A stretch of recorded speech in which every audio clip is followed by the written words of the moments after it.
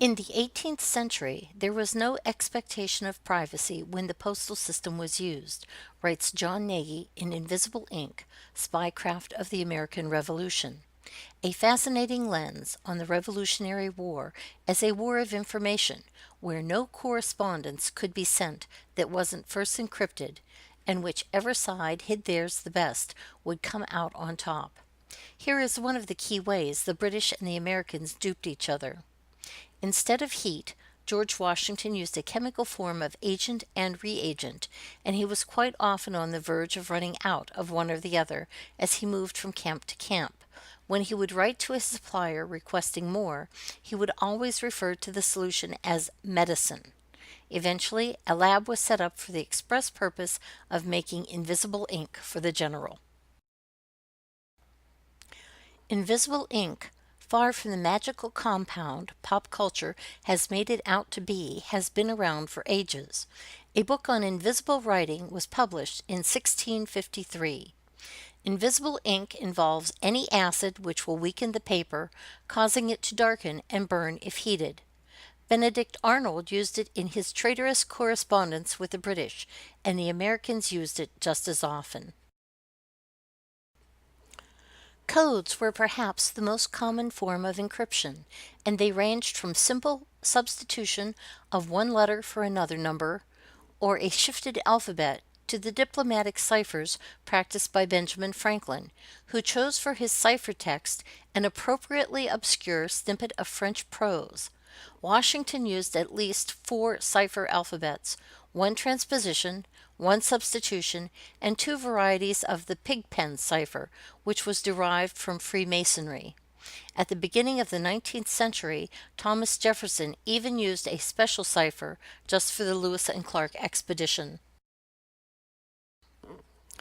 For his personal correspondence, British General Henry Clinton would handwrite a regular letter and then create a mask for it, a cutout either in the shape of an hourglass or a paper with little windows in it, which would fit over the original letter to reveal the secret message.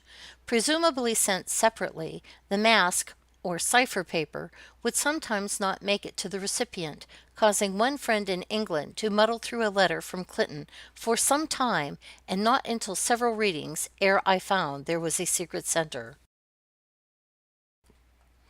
The most popular mode of encipherment was something both sides had access to: Entic Spelling Dictionary. Diplomat John Jay used it heavily to create elaborate codes with page numbers, dots, and substitutions. With 13 editions in existence at the time of the war, it was essential that both parties have the same version. Sometimes the key reference book was less well known. Benedict Arnold used the first volume of the 5th Oxford edition of the Commentaries on the Laws of England for his coded correspondence. Washington couldn't spend as much money on spies as the British, but he could at least trick any spy that might report on the American army. He would ship sand and pretend it was gunpowder. He prepared inflated troop returns to hand off to double agents. He famously had his troops dress as Indians. The Culper Ring was a spy ring organized by American Major Benjamin Talmadge under orders from General George Washington in the summer of 1778 during the British occupation of New York City at the height of the American Revolutionary War. This map illustrates how the Culper Spy RIng gathered and passed on information to George Washington. Imagine living in the late 18th century in Setauket, New York. British soldiers were everywhere. They took over the Presbyterian church and made into a garrison. They even used gravestones to make a wall around the army base.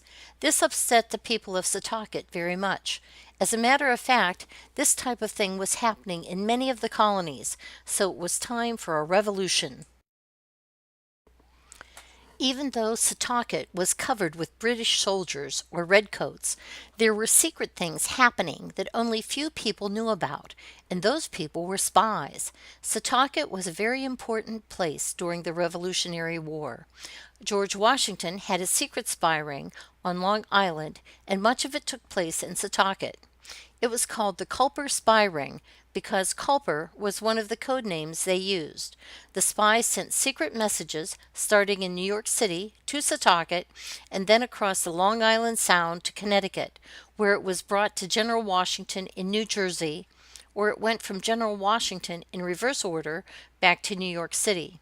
Some of these messages were written in disappearing ink called sympathetic stain. Sometimes a message would be on a clothesline. It started after Nathan Hale died.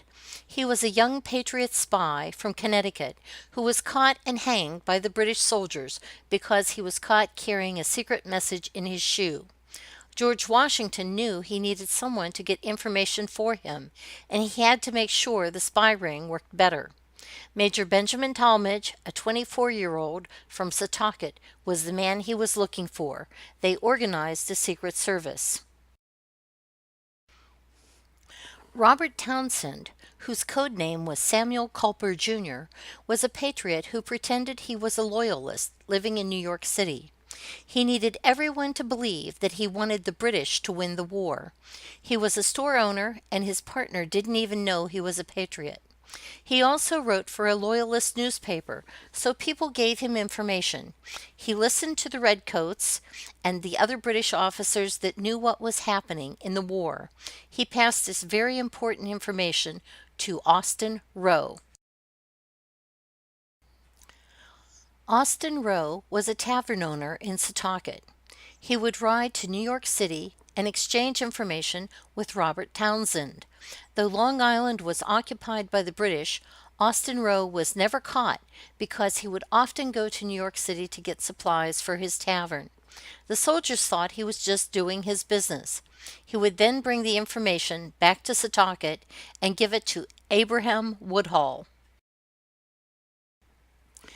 Abraham Woodhull was 27 when the spy ring started. He was considered the leader of the Long Island spies. Even though he was skinny and small for a spy, he was very good at his job.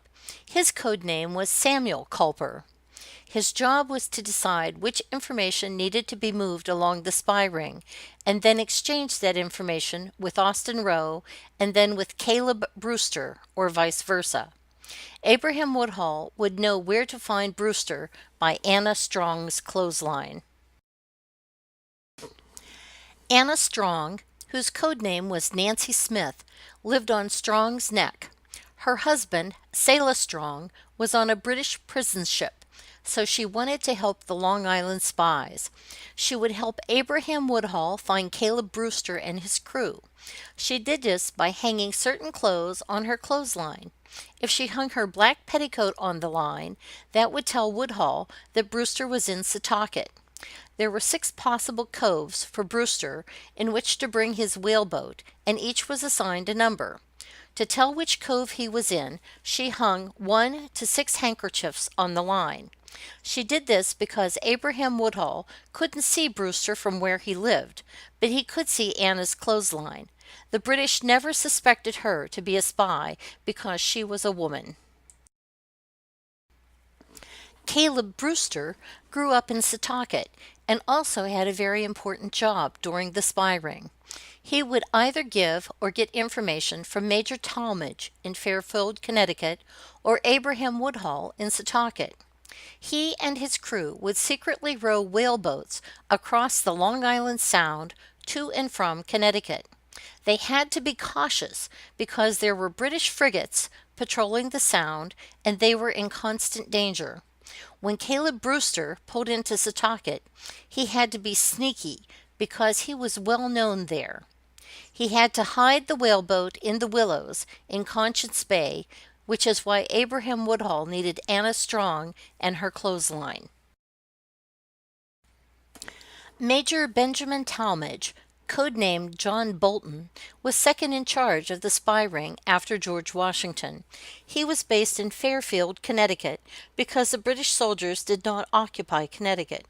He would either get information from General Washington and give it to Gale Brewster, or vice versa. He had to make sure that everything went smoothly and that the spies didn't get caught. Men who were spies had to make hard choices. If they were to become spies, they would put their families in danger, because if they were caught, they would have been killed. They made the choice to be spies because they believed that they should have their freedom, which meant they had to win the war.